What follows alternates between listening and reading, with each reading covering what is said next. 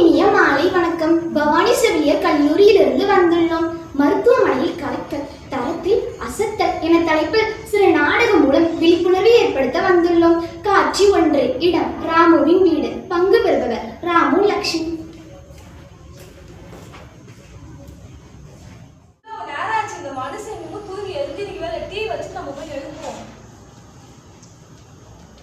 ஏங்க ஏங்க எழுந்துருங்க, விடுச்சிருச்சு. என்ன உங்களுக்கு தூக்கம்?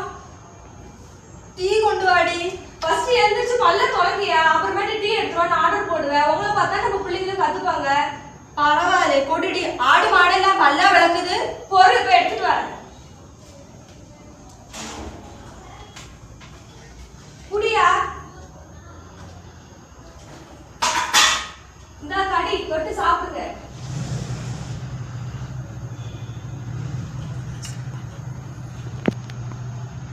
என்னையா இந்த புண்ணு இன்னும் ஆறவே இல்லை உனக்கு? வலியெல்லாம் இல்ல, இந்த புண்ணு இன்னும் ஆறல. அப்பவே நான் சொன்னேன் என் பேச்ச கேளியான்ட்டு. அப்பவே ஆஸ்பத்திரிக்கு போயிருந்தே அப்படி ஆயிருக்காதுல்ல. சரி வா போகலாம். சரி வா, இப்ப போய் ஆஸ்பத்திரிக்கு போய் பார்த்துட்டு வரலாம். பொறுமையா வா. சாமி. காட்சி 2. இடம் ஆரம்ப சுகாதார நிலையம். பங்கு பெறுபவர் மருத்துவர் ராமு, லக்ஷ்மி.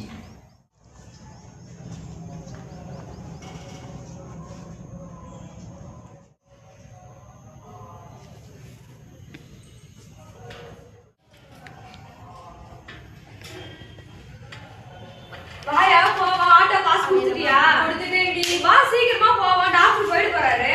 பொறுமையா போடி. பொறுமையா போனா உன்னை யார் பாத்துக்கிறது? அமைதியா வாடி. இது மட்டும் நல்லா வாய் பக்கனையா பேசுவா. போவா, ஆஸ்பத்திரி வந்துருச்சு.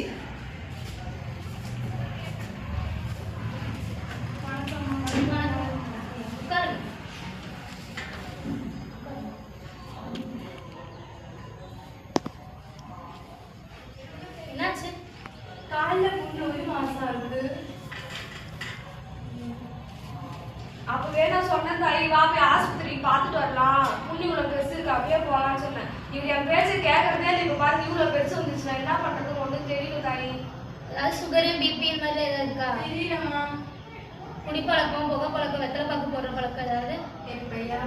அப்படிலாம் இல்ல, டெய்லியுமே போடுவாரு. புகையில மட்டும் டெய்லியுமே ஊதிக்கிட்டே இருக்காரு. நான் சொல்ற பேச்சு கேட்கவே மாட்டேங்கிறாரு. வந்துடுறேன்.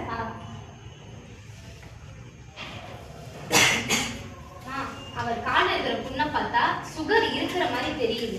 நான் உங்களுக்கு 2 நாளைக்கு மருந்து மாத்திரை எழுதி தரேன், அதை கொடுத்து பாருங்க. சரியாகதான் பாருங்க. அப்படி சரியாகலன்னா உங்களுக்கு ரெஃபர் பண்ணி விடுறேன். பெருந்தரி ஜிஹெச்சுக்கு போயிட்டு ட்ரீட்மெண்ட் எடுத்துக்காங்க. பேசுங்க. ராமு. வயசு?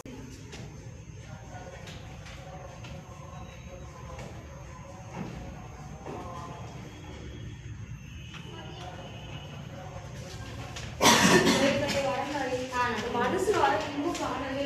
ஐயா ஐயா ஐயா, இப்பதான் ஆஸ்பத்திரிக்கு போயிட்டு அதுக்குள்ளே போக நம்ம ஈத்து விடுறவன் யாரையா பாத்துட்டு என் வாழ்க்கையே போச்சுடா. அவனை கட்டிக்கிட்டு. சரி விடு, இனிமே பண்ணலடி. என்ன இனிமே பண்ணலடி?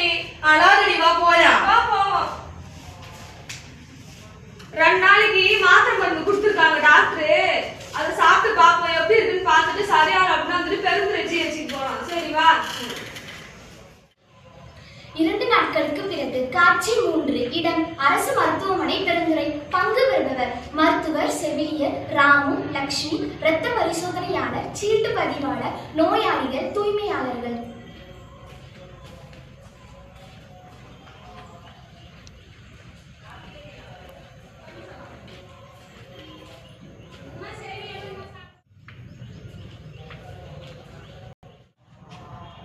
வாயா போவோம். அம்மா சரி ஆஸ்பத்திரி பாருங்க. எப்படியும் காலை சரியாக்கிட்டு தான் நீ போகணும். எப்படி பயப்படாத.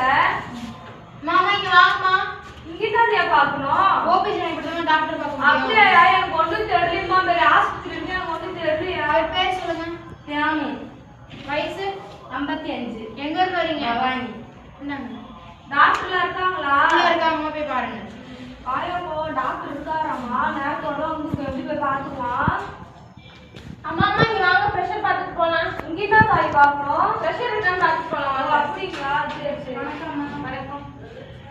என்னாச்சு? காலைல புண்ணு 1 மாசம் இருக்கு. வலி எதுவும் இருக்கா? வலி எல்லாம் இல்லை. சரி, பேர் சொல்லுங்க. ராமு. வயசு 55. எந்த ஊரு? பவானி. காய்ச்சல் இருக்கான்னு பாருங்க. சரி.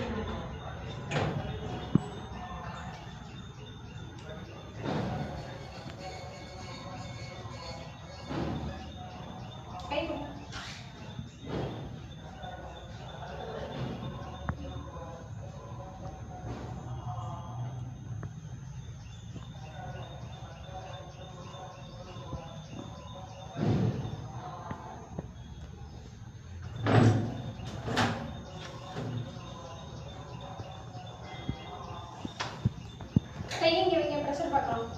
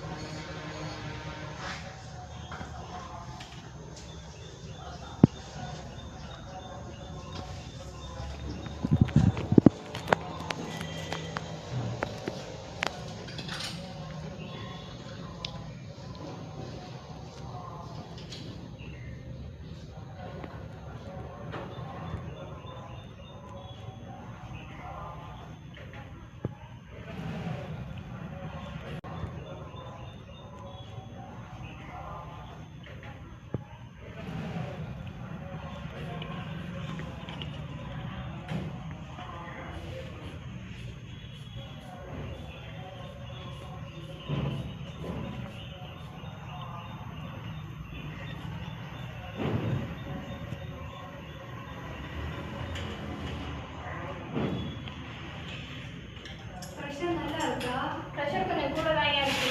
ஐயோ ஐயோ, என் அன்பு கணவருக்கு என்ன பிரஷர் கூடயா இருக்கு? என்ன அதிகமா இருக்குன்னு தெரியல. ஏன் அதிகமா இருக்குன்னு தெரியலையே. நீ பேசுற பேச்சுல தான் எனக்கு ரொம்ப பிரஷர் அதிகமா இருக்கு. என்னாச்சுங்கய்யா? பொண்டாட்டிங்கனாலே பிரஷர் தான் மேடம். ரொம்ப புசுப்பு தாயா. சரி, ஒன்றும் பிரச்சனை இல்லை. பிரஷர் தான் கொஞ்சம் கூட இருக்கு. போய் டாக்டர் பாருங்க. சரி வாயா போ. என்ன அதிகமா இருக்குன்னு தெரியல. போய் டாக்டர் பார்த்துக்கலாம்ப்பா.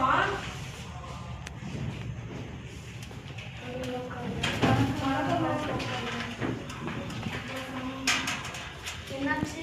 காலைல பிஞ்சு ஒரு மாசம் ஆகுது. பொண்ணு நல்ல ஆழமா தாயா இருக்கு.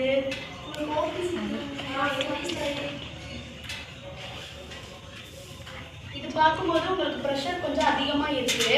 அதோட சேர்த்து உங்க பொண்ணு பார்க்கும்போது எனக்கு உங்களுக்கு சக்கரை நோய் இருக்குமோன்னு ஒரு சந்தேகமா இருக்கு.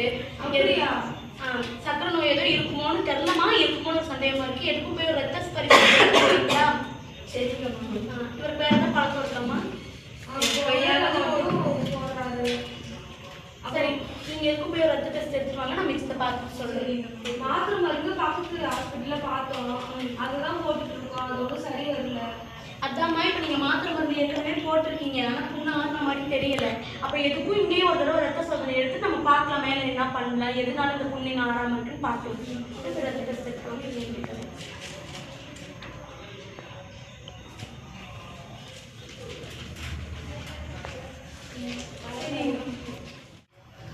வாயா போவோம். என்னமோ ரத்தம் எடுத்து பார்க்க சொன்னாங்க டாக்டர். ஏதாச்சும் பிரச்சனை இருந்தாலும் தெரிஞ்சிருவா. போய் பார்த்துட்டு வருவோம். ஸ்டோக் கொஞ்சம் கம்மியா இருக்குன்னு போடுங்க. என்னாச்சுமா? டாக்டர் ரத்தம் எடுத்து பார்த்துட்டு வர சொன்னாங்க. என்னன்னு கொஞ்சம் பார்த்து சொல்லுங்க. சரிங்க. ஐயா உட்காருங்க. சரிங்க. காலையில சாப்பிட்டீங்களா? எதுவுமே சாப்பிடுங்க. இல்லை. கை காட்டுங்க. பொறுமையா கொடுங்க. சரி.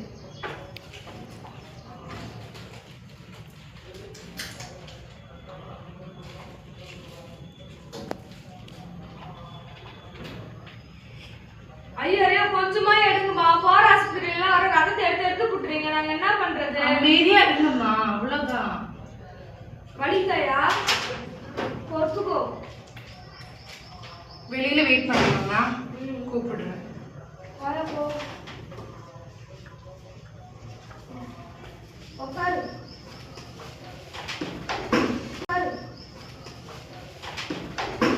வலிங்களா? கொஞ்சம் இருக்கு.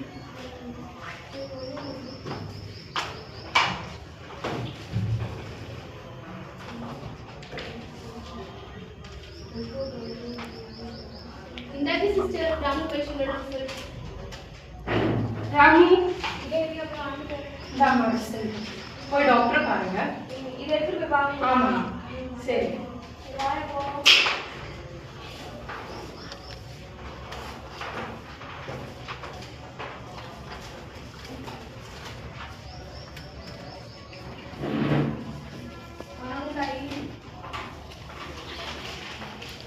டெஸ்ட் எடுத்துட்டாங்களா பார்த்துக்கோ. இவங்களுக்கு பேனா இருக்கு. கட்டை வாயா போலாம். பிளட் டெஸ்ட் எடுத்து வந்தாச்சு பாரு. ரத்த டெஸ்ட் பார்க்கும்போது இவருக்கு சர்க்கரை கொஞ்சம் அதிகமாக தான் இருக்கு. அப்போ அதுக்குள்ள மாத்திரை போட்டால் தான் இந்த புண்ணு சரியாகும். ஆனால் ரொம்ப புண்ணு வந்து ரொம்ப ஆழமாகவும் இருக்கு, ஆறவும் மாட்டேங்குது. அதனால நான் உங்களை வந்து ஆண்கள் வார்டுக்கு எழுதி தரேன். நீங்கள் அங்கே போயிட்டு அட்மிஷன் போட்டு இருங்க. நான் வார்டு ரவுண்ட்ஸ் வரும்போது அவருக்கு பார்த்துட்டு என்னன்னு சொல்கிறேன். எழுதி தரேம்மா, போயிட்டுங்க. 3ஆம் நம்பர்மா, அங்கே போயிட்டு இதை வந்து சிஸ்டர்கிட்ட கொடுத்தீங்கன்னா அவங்க அட்மிஷன் போட்டுருவாங்க. நான் வரும்போது பார்க்குறேன், என்னன்னு பார்க்கலாம். சரிங்கம்மா.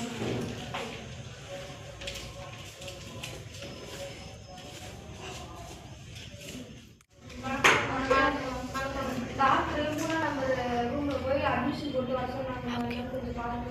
சரி.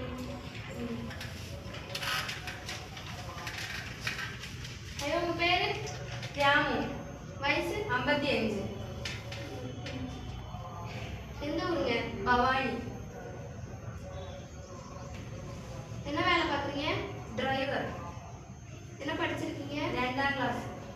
கல்யாணம் ஆயிடுச்சுங்களா? இதே கொண்டாட்டி லட்சுமி. காய்ச்சல் அந்த மாதிரி எதுவும் அடிக்குதுங்களா? அது இல்ல, இரும்பல் மட்டும் இருக்கு. இருமல் மட்டும் இருக்குங்களா?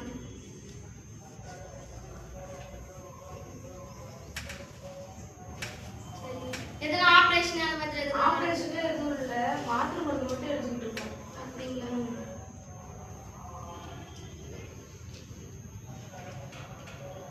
சரி. குடி பழக்கம், புகையில பழக்கம் அந்த மாதிரி குடியெல்லாம் போட மாட்டாரு, புகையில மட்டும் யூஸ் பண்றாரு. அப்படிங்களா?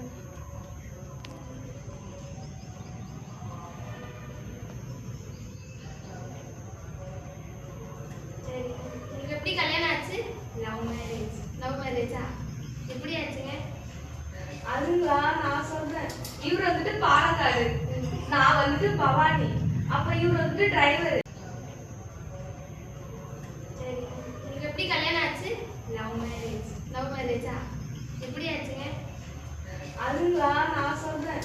இவர் வந்துட்டு பாலக்காடு, நான் வந்துட்டு பவானி, அப்புறம் இவர் வந்துட்டு டிரைவர். அப்போ வந்துட்டு வண்டி ஓட்ட வருவாரு. நான் வந்துட்டு பூ வியாபாரி பவானியில. அப்போ வந்து நான் பூ வீட்டுக்குள்ள வந்துட்டு இவங்க வந்துட்டு பூ வாங்க வருவாங்க, லாரிக்கு வேணும் அப்படின்னு சொல்லிட்டு.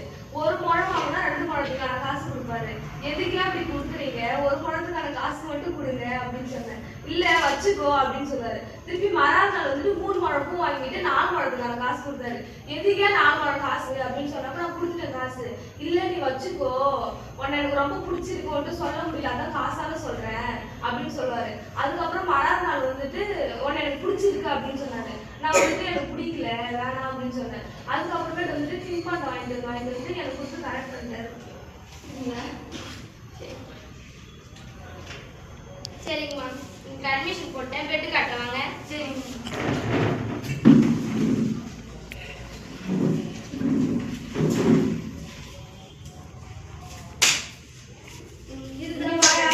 இதுதாங்கம்மா பெட்டு, உட்காருங்க. வணக்கம் தாத்தா. வணக்கம். நீங்க இங்கே வெயிட் பண்ணுங்க. டாக்டர் ரவுண்ட்ஸ் வரும்போது நான் அவர் கூட வந்து இங்கே உட்காரு, கடைக்கு போயிட்டு வரேன். இன்னும் புதுசா? புதுசு. என்னாச்சு? கால்ல புண்ணு வந்துருச்சு. நல்லா இருக்கு. அதே வெத்தின பார்க்க கொஞ்சம் இங்கேயும் கொஞ்சம் வேணாம்.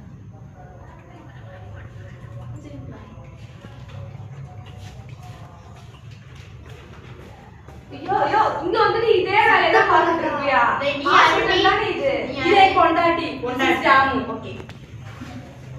ஐயா சாப்பாடு. இந்தாயா சாப்பாடு. நான் போய் தண்ணி எடுத்துட்டு வரேன். இல்ல நீ சாப்பிடு. போதும்.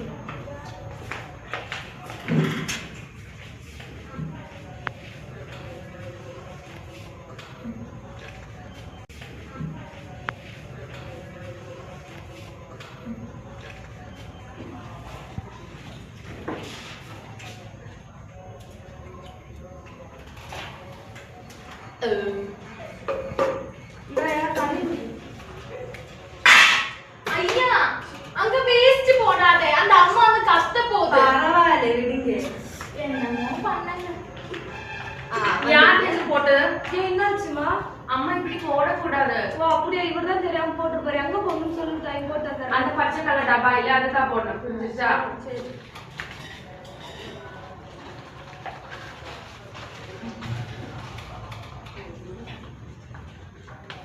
என்னாச்சு? எனக்கு மொத்தம் உடம்பு வலி. ஓ அப்படியா? என்னைக்கீங்க வீட்டுல? நான் ஒரு 2 வாரம். இதுக்கு முன்னாடி ஏதாச்சும் ஹாஸ்பிட்டல் போயிருக்கா? அது இல்லையே. டாக்டர் போச்சு, டாக்டர் கழிச்சு மாத்திரை போயிருக்கேன்.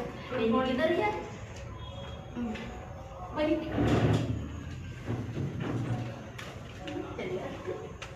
நாளைக்கு ஒரு பேஷண்ட் அட்மிட் பண்ணாங்க. வணக்கம்ண்ணா. வணக்கம்ப்பா. வணக்கம். உங்களுக்கு புண்ணெல்லாம் பார்த்தேன். உங்க ரிப்போர்ட்லாம் பார்க்கும்போது உங்களுக்கு சர்க்கரை நோய் அதிகமாக இருக்கனால தான் இந்த புண்ணெல்லாம் ஆறாம இருக்கு. அப்போ அதுக்கு நீங்கள் ரத்த மாத்திரையெல்லாம் எடுத்தா சரியாகிடும். இதுக்கு வந்து எதுக்கும் இதில் ஏதாவது ரத்த அணுக்களோ ரத்த குழாயில ஏதோ பிரச்சனை இருக்கான்னு பார்க்கணும். அந்த பாதிப்புக்கு வாஸ்குலர் சர்ஜன் அப்படின்னு தான் பார்க்கணும். ரத்த குழாயில ரத்த அணுக்கள ஏதோ ஒரு பிரச்சனை இருக்கா, அதனால தான் இந்த புண்ணு இன்னும் ஆறாம இருக்கான்னு பார்க்கணும். அதுக்குள்ளவர் வந்து பெருந்துறை மெடிக்கல் காலேஜ்ல தான் இருக்காங்க. அப்புறம் உங்களுக்கு ரெஃபரல் எழுதி தரேன், நீங்க அங்க போய் பாருங்க. அதை தாண்டி உங்க ரிப்போர்ட்ல வந்து உங்களுக்கு அதிகமா புகைப்பழக்கம் எழுதி இருக்கு. அதிகமா புகைப்பழக்கம் தெரியுமா, அதனால உங்களுக்கு இப்படி இருமல் வருது அதிகமா. அதனால நீங்க அதுக்கும் போயிட்டு எக்ஸ்ரே எடுக்கணும். அந்த எக்ஸ்ரே வந்து இங்க இல்லை. இங்க வந்து வாரத்துல ஒரு நாள் மொபைல் எக்ஸ்ரே மட்டும்தான் இருக்கு, மற்றபடி இங்க எக்ஸ்ரே இல்லை. இப்போ கவர்மெண்ட் எங்களுக்கு ஃபண்டு கொடுத்தா நாங்கள் ரெடி பண்ணி அந்த எக்ஸ்ரே இங்கே கொண்டு வந்துடுவோம். அதனால நீங்கள் அந்த எக்ஸ்ரேயும் போயிட்டு அங்கே பெருந்துறை மெடிக்கல் காலேஜில் எடுத்துக்கோங்க. எங்களுக்கும் ஆசை தான் உங்களை மாதிரி வர ஒரு நோயாளியையும் மற்ற ஆஸ்பத்திரிக்கு அனுப்ப விருப்பம் இல்லை. எங்களுக்கும் ஆசை தான் இங்கேயும் எக்ஸ்ரே வச்சு கொடுத்தா நாங்களும் இதெல்லாம் பண்ணி எல்லாரையும் குணமாக்கி அனுப்புவோம். கூடிய சீக்கிரம் இங்கே எக்ஸ்ரே வந்துடும். சரி, இப்போ நீங்கள் இதை மட்டும் அங்கே போய் பாருங்க. ட்ரெஸ்ஸிங் பண்ணிக்கோங்க. சிஸ்டர்கிட்ட சொல்கிறேன், ரெஃபரல் எடுத்து தரேன். டாக்டர் ரொம்ப நாளாச்சுன்னு சொல்லி இதுக்குள்ள டேப்லெட்டும் ஒரு இன்ஜெக்ஷனும் சிஸ்டருக்கு எப்படி கொடுத்தேன், அப்புறம் போய் போட்டுக்கங்க. சிஸ்டர் உடம்பு மொத்தம் வலி. உங்களுக்கு டேப்லெட்டும் இன்ஜெக்ஷன் கொடுத்தாச்சு சிஸ்டர் தான். உங்களுக்கு போட்டால் உங்களுக்கு 12 மணிக்கு டிஸ்சார்ஜ். நீங்கள் டிஸ்சார்ஜ் ஆகிக்கணும். சரி சிஸ்டர், உங்கள் 2 பேரும் நீங்கள் டிஸ்சார்ஜ் உங்களுக்கு ஏதோ ஒரு ஆப்ரேஷன் பண்ணணுமா? அதுக்கு பெருந்துறை மெடிக்கல் காலேஜுக்கு அனுப்பியிருக்கீங்க. வணக்கம். நன்றி. இப்போ இது போகாதியா, நர்ஸ் வரும். அப்படியா? எங்க போகணும்னு சொல்லுவாங்க. அப்புறமேட்டு போலாம், உட்காரு கொஞ்ச நேரம். போகலையா? வலிக்குதா ரொம்ப?